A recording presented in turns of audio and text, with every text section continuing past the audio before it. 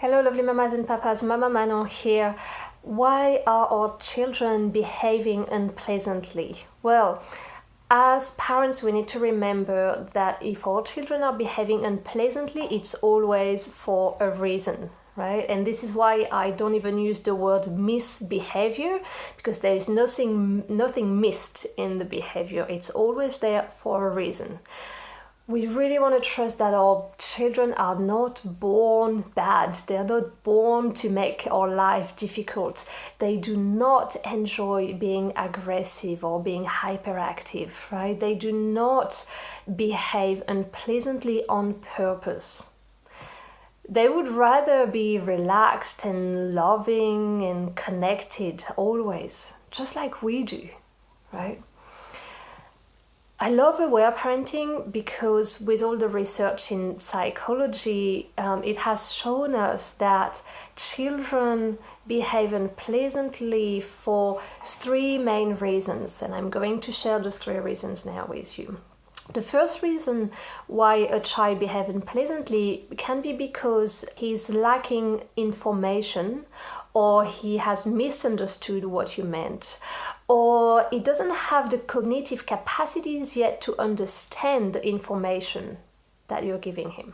For example, a baby doesn't know that it hurts you when he pulls your hair. He's too young to have empathy. He's only exploring what happens when he does so, right?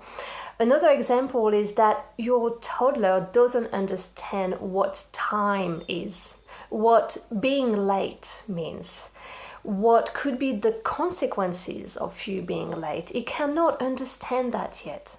Right?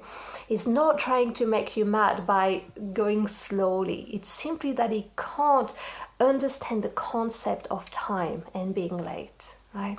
So children will behave in unpleasant ways because they don't have the right information, or because they don't have the capacity to process this information. Right? The second main reason why children will tend to behave unpleasantly is when they have unmet needs. And look, no matter how loving and nurturing we are, our children will have some unmet needs at times, right?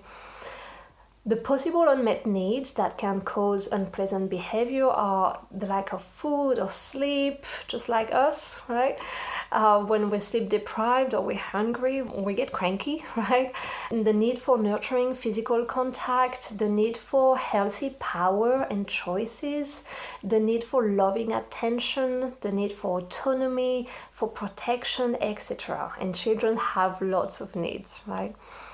For example, if a child hasn't received enough loving attention that day because maybe he was at daycare all day, he might do things that are unpleasant in order to have your attention, right? Because negative attention is still better than no attention at all. Right?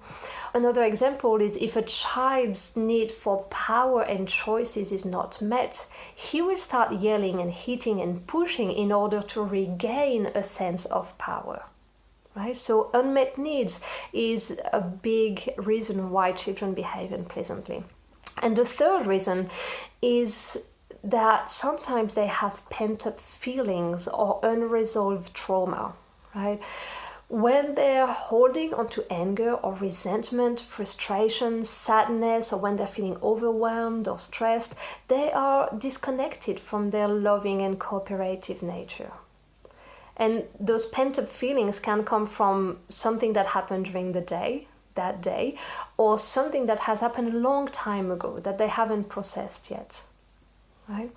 Also, if they've gone through some stressful or traumatic event, and most children do, right? It's just part of life, like a traumatic birth or a medical intervention or a fright, a bad fall. Well, their nervous system could be still holding onto the survival responses, the fight or flight or freeze, that they had to mobilize back then during the stressful event.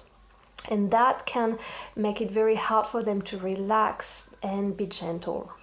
Right. So see, there are so many reasons why a child could be behaving unpleasantly. So before we assume that our child is just trying to make our life difficult or is just acting out on purpose, we really need to pause and remember that there is a reason under this behavior and try to find out what is happening to our child so we can help him better, right? Behavior is communication, and a child who is behaving unpleasantly needs us to listen to his behavior and to help him. You've got this, you're amazing, and I'm sending you lots of love. See you soon.